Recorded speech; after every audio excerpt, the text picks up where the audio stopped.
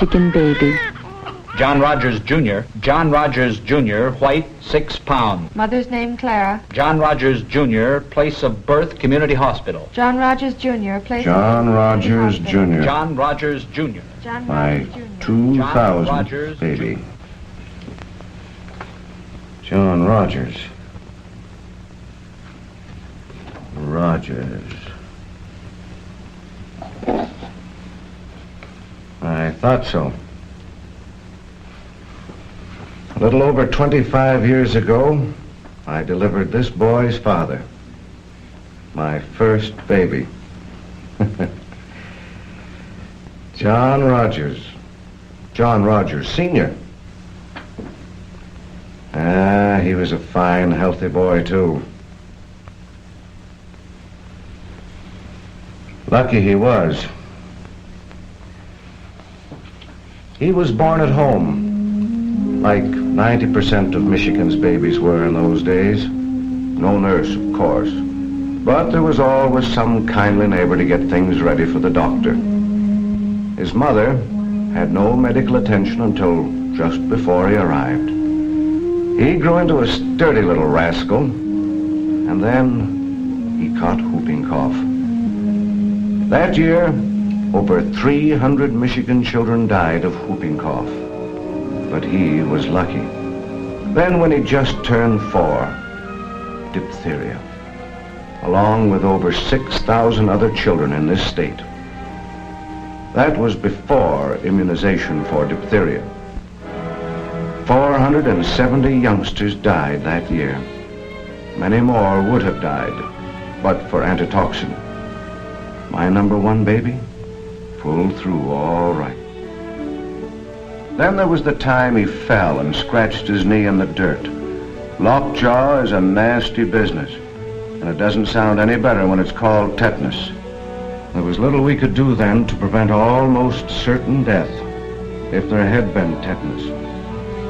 But he was lucky. Yes, it was a good thing John Sr. was born lucky.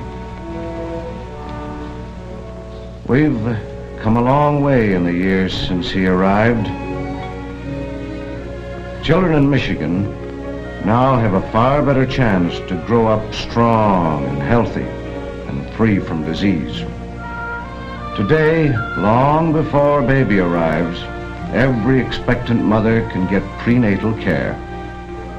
And in Michigan health centers, expectant mothers may learn how to care for their children's health as well as their own health. Today, 9 out of 10 Michigan babies are born in hospitals. That's exactly the reverse of the figures when John Sr. was born. In those days, a hospital was a luxury for the expectant mother. Today, the premature or underweight baby goes into an incubator, where it gets special care and feeding. 25 years ago, we might have lost this baby. Today, complete medical care for babies and children is more and more available. There are medical facilities in almost every part of the state. In these centers, many of Michigan's best medical doctors devote generous amounts of time without charge for parents who can't afford to pay. But keeping Michigan's new citizens healthy and happy is a challenge to all of us in medicine. Very often we family doctors get to know more about our young patients than their own mothers and fathers. We know what is best for each child to protect him in advance from serious sickness. One form of protection is immunization. Immunizing a child is something like spraying a young fruit tree to prevent disease and to protect the young trees around it. In 1921, 12,000 children in Michigan had diphtheria, and almost 1,000 died. Last year, we cut the number of cases to 238, with only 23 deaths.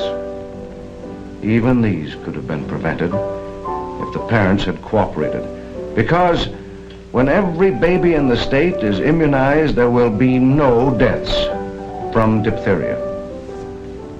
In 1921, there were over 4,500 victims of smallpox in this state, with 12 deaths.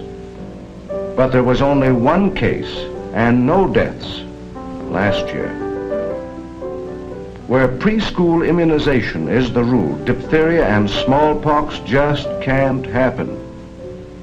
Today, we are no longer afraid of tetanus. During World War II, only 1 in a million of our fighting men got tetanus, for they were immunized against it. This same immunization is protecting Michigan's children today from an infection that meant almost certain death 25 years ago. In 1921, whooping cough killed 316 Michigan children. Last year, the number of deaths was reduced to 63. Children under 3 are particularly susceptible to whooping cough, so immunization should not be put off till school age. The best time for whooping cough immunization is at the age of 6 months. The first year in a child's life is the most important time for protecting him against disease. Since most serious cases occur before school age, immunization in school may be too late. Of course, immunization must be kept up. But we must not forget that from birth, each youngster is an individual. No two are alike. Parents recognize this, and so does the family doctor. Each child must be treated as an individual if we're to bring up healthy, sturdy young men and women. Medical science has almost wiped out the serious diseases of childhood, but there are still a few which cannot as yet be prevented.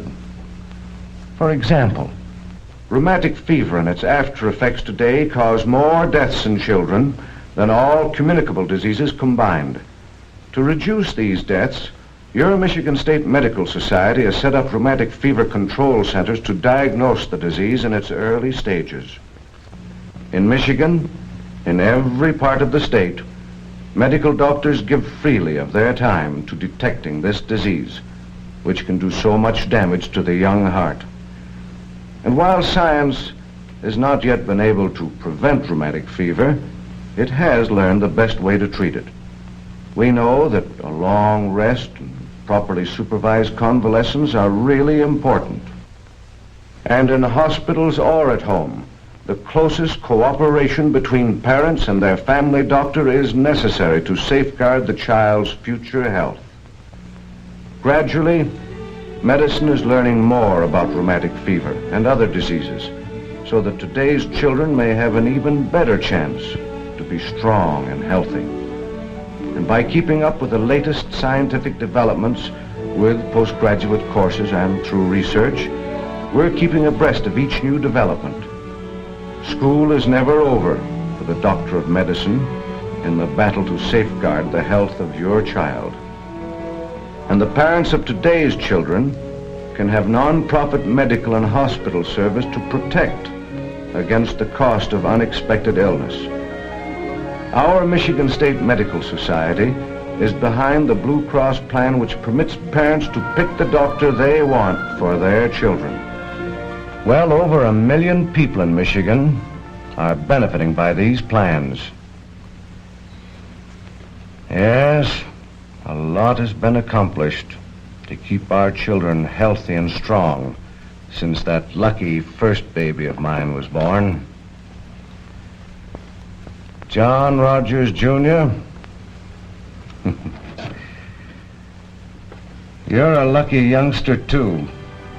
You couldn't have picked a better time to be born.